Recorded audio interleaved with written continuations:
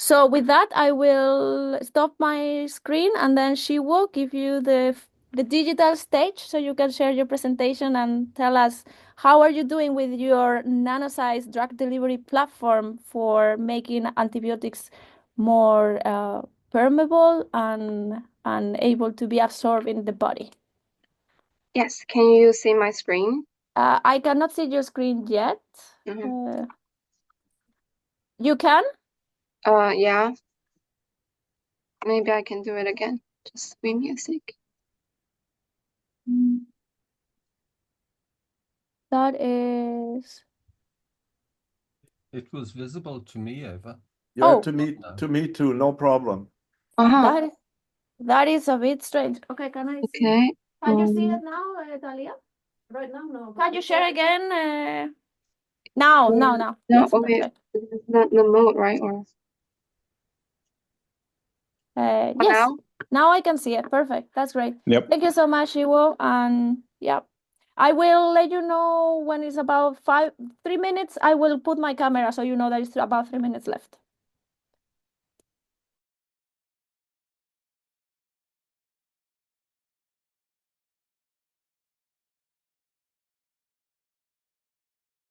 see. Hey, sorry, there's some tech issue about my computer. So now I just want to make sure that everyone see my computer full screen. Correct. Great. Awesome. So hey everyone, and thank you for all joining the UAC webinar today. And I'm Xiguo. I'm working as a PhD student in molecular pharmaceutics under supervision of Madeline Hubbard and Kiki Bastian. And our project is to generalize this nanosized oral delivery platform for optimal intestinal absorption of poorly permeable antibiotics. And this project is generously supported by UAC and collaborate with the Sweet Deliver. Okay.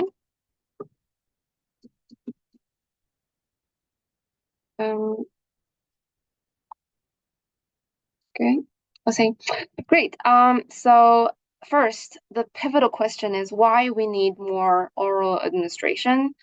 So from the economic and efficiency perspective, yes, because oral drugs are generally cheaper, reduce the manufacturing process and preparation cost, and has less painful and carry low risk of irritation and complicity. So this results in a shorter hospital stay. Compared to the IV intravenous dose, the oral delivery can lower the overall cost and reduce the hospitalization and to achieve a higher patient compliance. Great. So, but the transition to oral antibiotics is fraught with a lot of challenges. Many antibiotics has lower stability and permeability in gastrointestinal tract, and this limits the absorption across the epithelium layer. For instance, the vancomycin, due to its glycopeptide-like structure, has a low bioavailability of less than 10%, meaning because many used for the IV or the high dosage form for like up to 200 to 2,000, 500 to 2,000 milligrams for the local infection.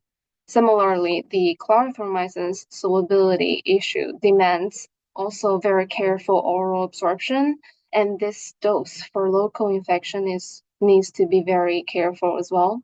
So those high exposure to the GI tract will also actually needed to achieve the therapeutic window. And this can also disrupt the gut microbiota and promote more resistance. So it is imperative to develop strategies to enhance the oral bioavailability of antibiotics with minimizing the side effects. We have a lot of nanoparticle here on the market. So those nanoparticle, for example, are very attractive in these pharmaceutical companies. For example, these polymeric nanoparticles, they were like liposomes. They can be used to improve the absorption for example, those vancomycin and clarithromycin. but their encapsulation efficiency is relatively low, is up to 60 to 70%. In addition, they have this unknown toxicity with these different polymers. We have also the silicon nanoparticle, which have been used to increase the permeability. But again, the cytotoxicity need further investigation. And we also have these carbon nanotubes here, which shows they can absorb this excessive exposure of antibiotics to protect our microbiota. But it also needs further stability test, especially in our GI tract. There's a lot of enzyme degradation happening. So those nanoparticle pros and cons, they all have their own advantages. But however, the bottleneck of those nanotechnology is to identify the drug loading, the toxicity, and the stability. So that we also have our a promising way to use this liquid crystalline nanoparticle, such as cubosomes and hexasomes. Here we can first see this lamella phase. This is like typical liposome, and it has zero curvature. This cubic phase can be also discrete cubic or biocontinuous cubic phase. And then the hexagonal phase is built up by the long cylinder micelles organizing into a hexagonal pattern. So those nanoparticles composed by those lipid bilayer with the water channel, their feature is they have larger surface area, and they can also incorporate not only just hydrophobic drugs, but also hydrophilic and amphiphilic drugs. And those different phases can be illustrated in this phase diagram we can show here. And this diagram is the phytandrial phase diagram, function of temperature with the composition of how much phytandrial in the water. And you can show that in different proportion of the materials in the water, it has different phase. And those unique phase will have different interaction with the epithelium bilayer.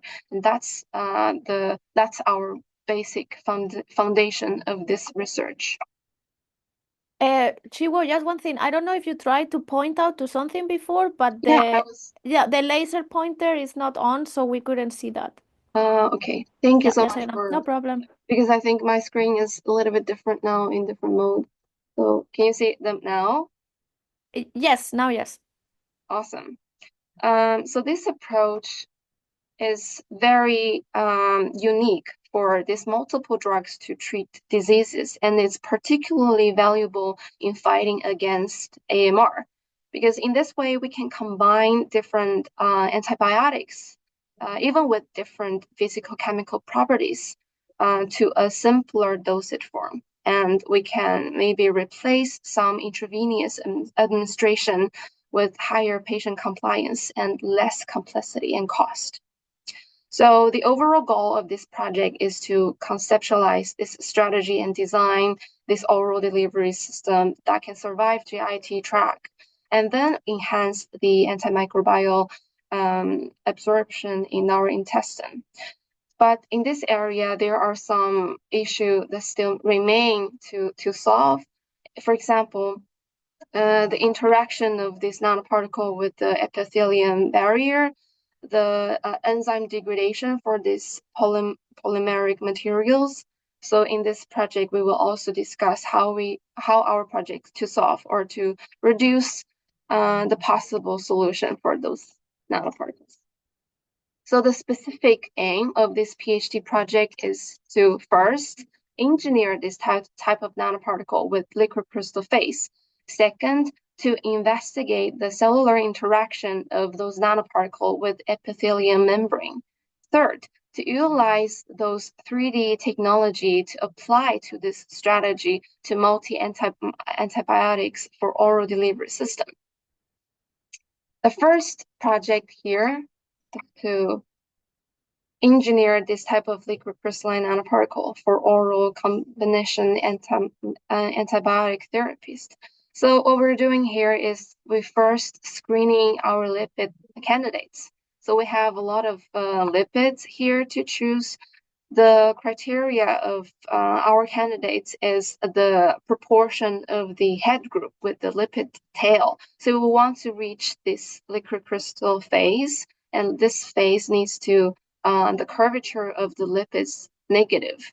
So after we were checking its phase, we will load the antibiotics inside, and then we check the structure and the morphology, and then the physical chemical stability, and the drug release and diffusion, and final, the proof of concept, how this nanoparticle can sort of protect the microbiota or the gut bacteria.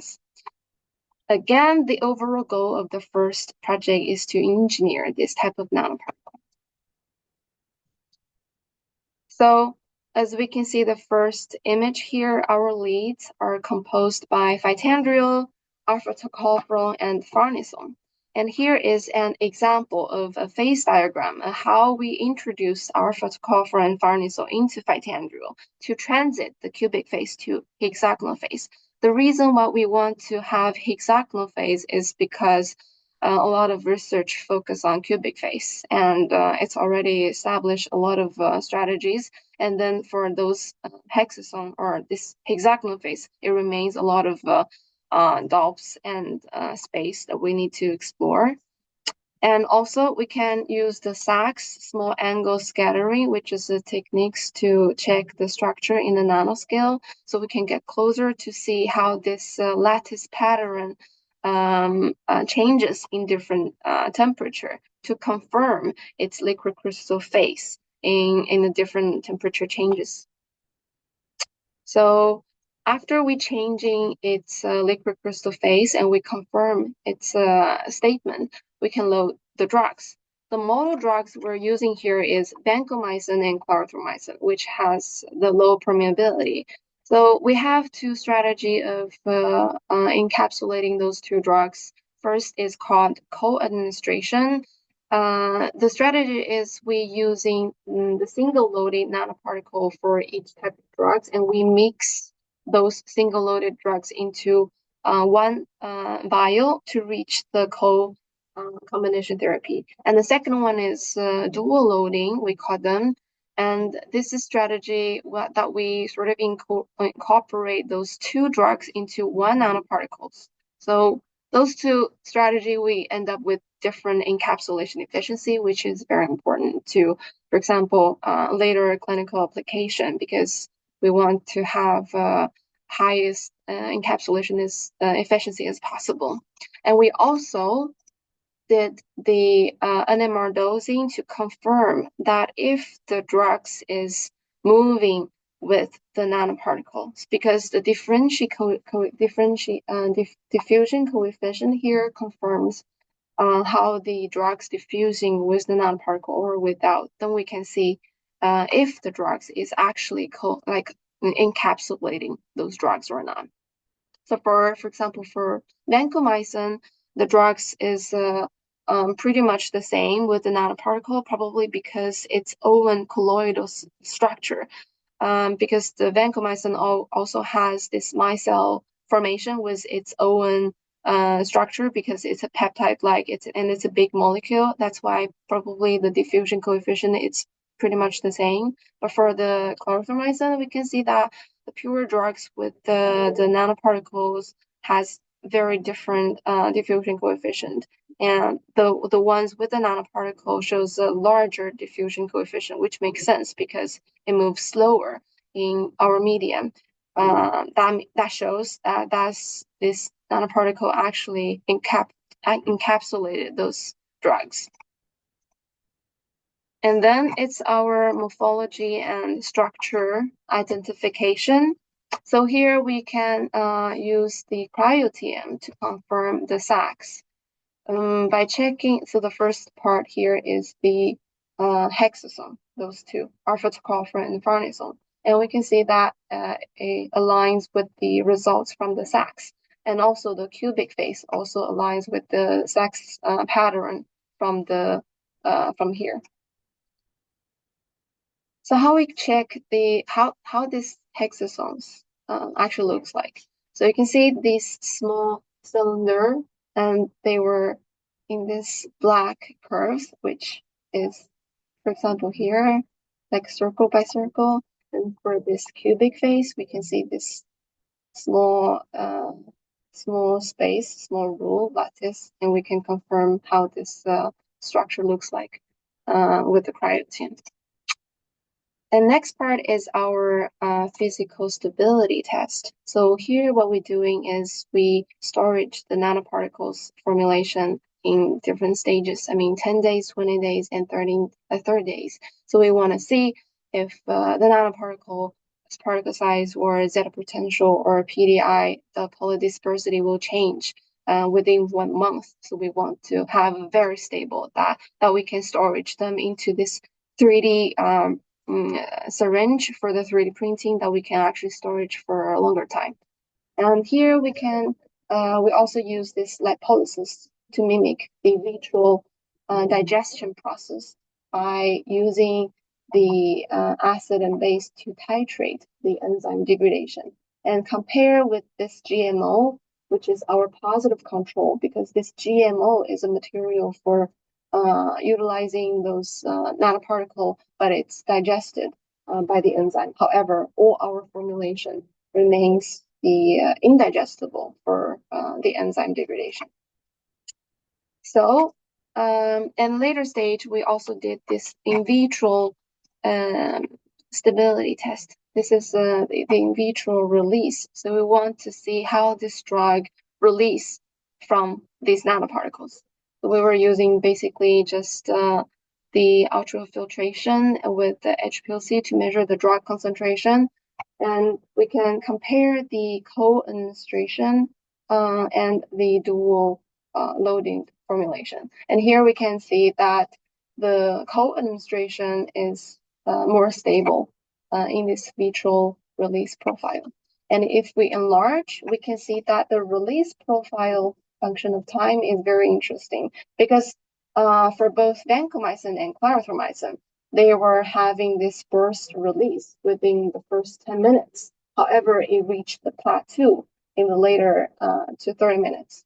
And we want to know why, because the phytandrol, for example, we thought the vancomycin is hydrophilic drugs and clarithromycin is hydrophobic drugs, while we thought maybe the vancomycin has like different mechanism or different release because it's within the water channel. Probably it will be easier for the nanoparticle to release. And we want to understand where this burst release happened. Is it inside of the nanoparticle or it's just surface release?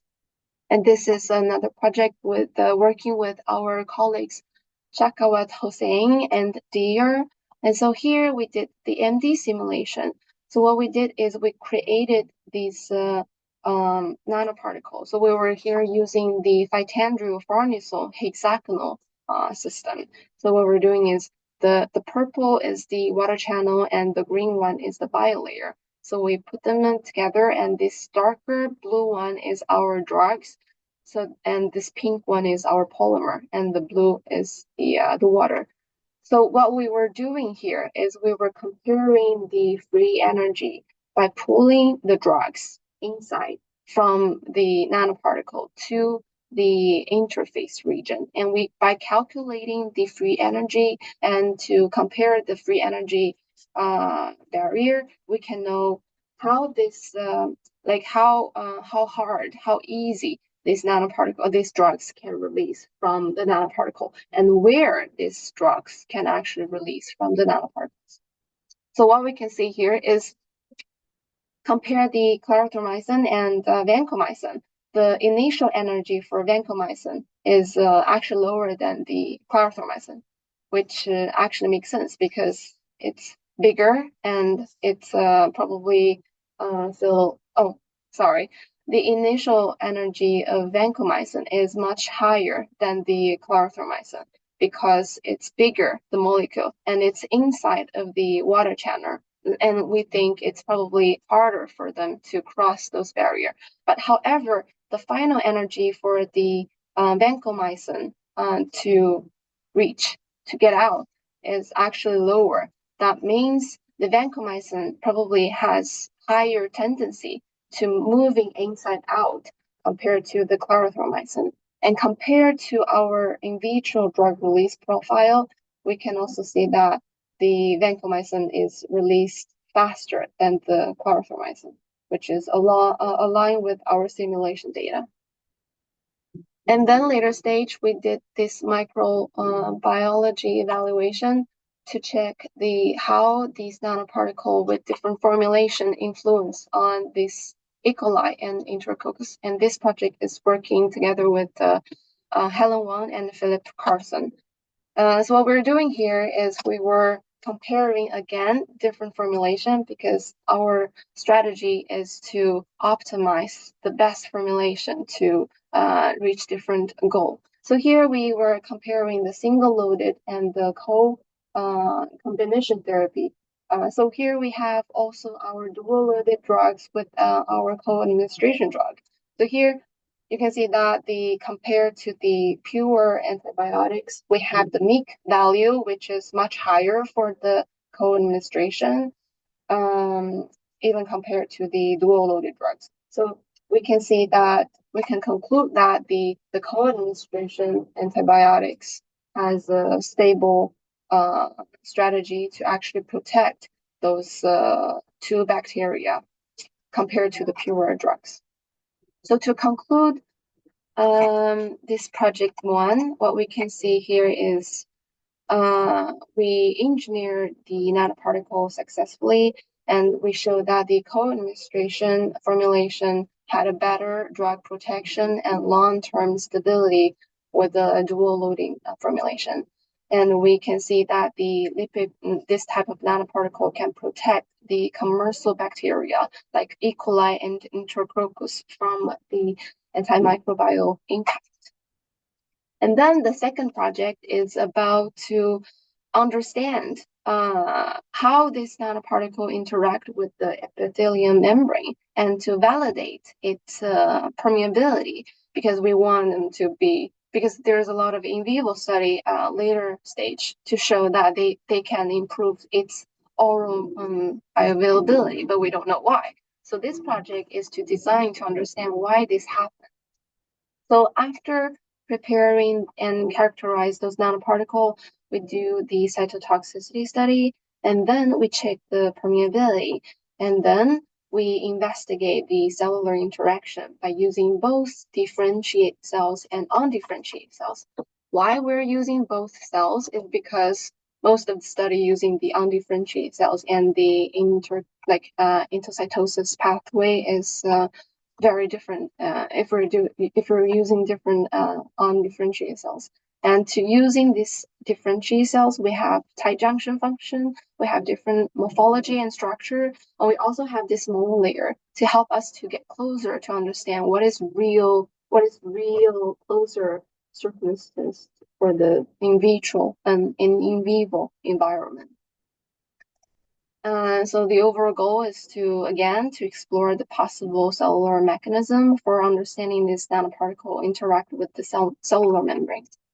So first, we start with also the characterization with the membrane and the nanoparticles, because we have a lot of proteins in our cell medium, and we have this corona protein effect with outside of the nanoparticle. So basically, we have a lot of protein actually attached around our nanoparticle to actually potentially would increase the interaction of the nanoparticles with the cellular membrane. And from the particle size, you can see that at least the particle size is increasing after we mix with the medium.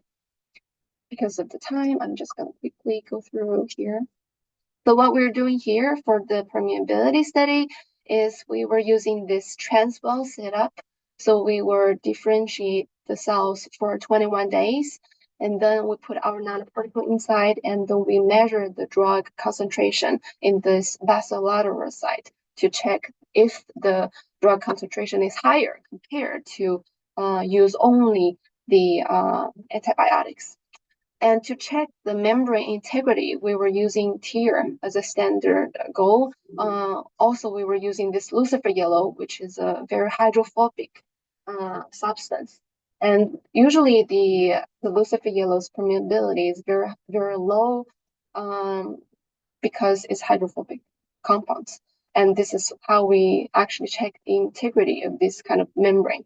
And we can see here the the intensity of the lucifer yellow is very different after we incubate with the nanoparticles. That means probably our nanoparticle opened some part of the membrane to also deliver or transport this lucifer yellow to the basolateral side.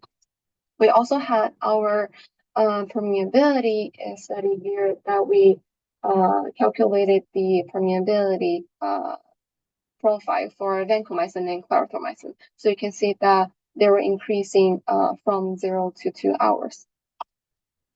Later stage, we did this quantification of uptake from actually both undifferentiated cells and differentiated cells.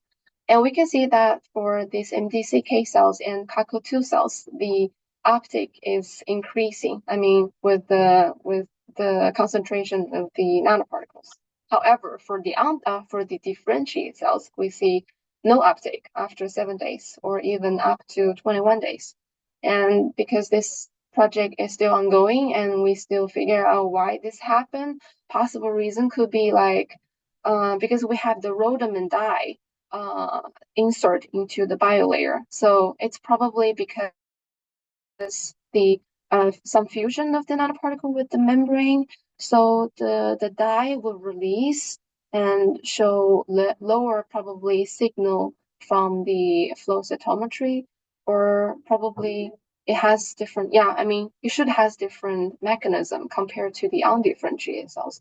So we were still figuring out how to use those physical strategy or more biophysics way to understand this fusion, or if it's lipid exchange mechanism for this interaction.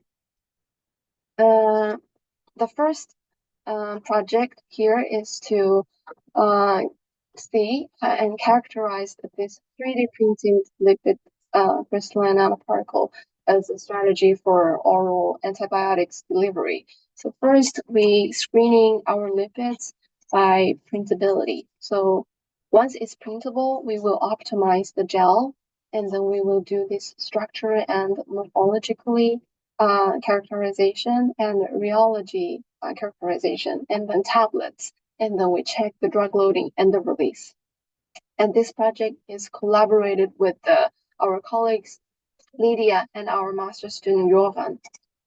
So the aim is to first print out this liquid crystal phase and to utilize for more personal medicine and to get closer to the clinical application.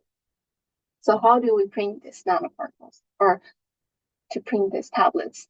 So first we mix the lipids with water, and then we disperse the bulk phase into nanoparticles, and then we mix with polymers, and then we use this 3D printer to print these tablets, and then we of course drying for 24 hours. It seems very easy, but actually you need a lot of method development to check the polymer, the gels, and the printing parameters. So how this work is by this pressure of this syringe, by pushing through it, and then we have this gel from this syringe outside, and then we can have our tablet here. And after this process, we can confirm that our final formulation is this composition, and we got this optimal printing parameters.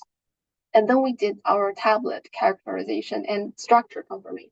Why this is important is because we want to make sure that the liquid crystal phase still remains after the gel formation, or even before and after the rehydration. And you can see this is the Sachs profile to check the structure with the intensity function of the scattering vector. So you can see that this is the pure nanoparticles phase, the gel phase before printing, and the after printing. And then after drying, you can see we lost this liquid crystal phase. But however, after rehydrating with water within 1 hour, so we regain this liquid crystal phase, which is very good because in vivo environment, we will mixture with medium or our fluids. So this shows that our tablets actually can regain this liquid crystal phase and has the same interaction with the epithelium membrane. And to conclude this project, so first we demonstrate this successfully printing technology for this, and then we also show that the structural integrity, and then this is also the proof of concept to using this as a potential system as a later stage for oral antimicrobial strategy for the drug delivery. And thank you so much for your listening. And sorry a little about this. I think for this presentation a little bit because I think my screen is a little bit different and I think the computer has some problem here. So again, thank you so much for your listening and please just ask the questions if you have. Thank you. Thank you so much, Xiguo. Thank you. I think the presentation looked okay. I could see everything okay, so that's no issue. You are getting some applauses, just so you know, from the audience. Any questions that you guys might have, you can write them in the chat or you can put your hands up and pose the question yourself. Maybe I can start the conversation. I think it's so cool that you can actually make a nanoparticle with a 3D printer and actually a tablet. And it's so cool. I actually saw it at the science festival. They had the machine there that can be used to 3D print pills. So the idea is that in principle this could be adapted to a patient. You talked about personalized medicine, right? That in the future this could be an option because it would be kind of print on demand, right? Like Yes. that you could just decide. Can you decide the concentrations of the antibiotics that would be actually printed in these nanoparticles and then change them as in the moment to make these gels? Yes, I think so. What we're doing here is the reason why we're checking this long-term stability is because we prepare those 3D printed gel into this syringe, and then we can actually combine because this syringe is for vancomycin, that syringe is for chlorpromazine, and we can sort of play with the different ratio and composition of the vancomycin gel and the chlorpromazine gel, and this way you can actually play with the concentration of these two drugs. And then when it times to print, and then we just have them together in one cylinder or in a syringe, and then we put them into the 3D printer, and then we can print. And I mean, ultimately, I believe that in the future, probably we can have the 3D printer at home for the patient that they can follow by the prescription and print their own time for their own. Yeah. Really cool. And regarding what you were showing, which is also really nice, that you have your nanoparticles, they have a particular, they show there, and then when it's dry, they don't show there because I guess the physical properties have changed, and then you rehydrate them, and then you can see them again. So would this in the patient or in the person, the rehydration will happen inside the body, or is something that needs to be done before someone can take the antibiotics? It would be, I don't know how that works with normal pills. I guess you take them and then there is water in your stomach or in your intestines. Would this actually be enough rehydration for them as they take the gel to then convert into the liquid crystal nanoparticle and be released? So our hypothesis is we swallow these dry tablets inside, and the transition time for your intestine is 1 to 2 hours. So actually, you have enough time to rehydrating those dry tablets, and then to re-establish this liquid crystal phase in your GI tract, in your stomach, or your intestine, for example. Okay, that's really cool. So Let's you just see. swallow these dry ones. Okay, so it doesn't have to like, I don't know, like be like an albedon tab that you put in the water. You have to do like this and then drink it. That could be another option, right? I guess. Yeah. I'll see if anybody has a question. If nobody has a question, I do have a question. Where are you now taking these projects to? Like, what are you going to focus on the upcoming years? Yeah. This quantification of uptake for differentiate cells, because as you see, both my project is more like application oriented, except the second one, because this is more like mechanism perspective, and it needs more like microbiology, like molecular biology background.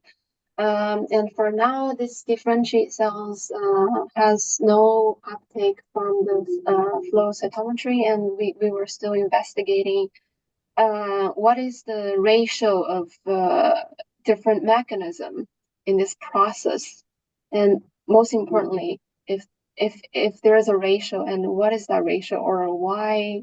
Because from the permeability, we can see that the nanoparticle can help with the permeation of the drugs, but we still don't know how this nanoparticle interact with the epithelium, like monolayer, and that's probably that. I couldn't see it, or we couldn't see it from the uptake from, for example, the flow cytometry.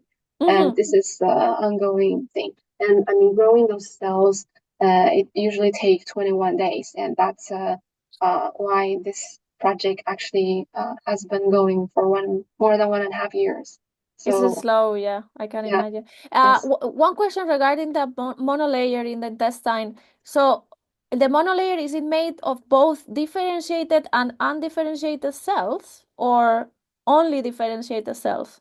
So the monolayer, like those cockroach cells, they were differentiated after 21 days. So they started with undifferentiated cells, of course. But I mean, in this time, they differentiated those different functions, and including tight junction and different morphology. And this is the part that we think it's more closer to the in vivo environment, and we want to know how this works. Yeah, that makes sense. That was my question. If in a body, all the cells are differentiated, so you need to really investigate what's happening with the differentiated cells. Yeah, I understand. Yeah.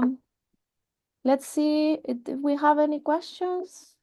It doesn't seem like it. If you have any questions, guys, you can write it then, or you can also write to Xiguo if you have any questions that might come up at some point. If not, what we're gonna do is to now have a short leg stretcher until 1:15, where we will be back and we will continue with the second talk by Talia Berruga Fernandez, which is gonna talk to us about chromosomal hybrids.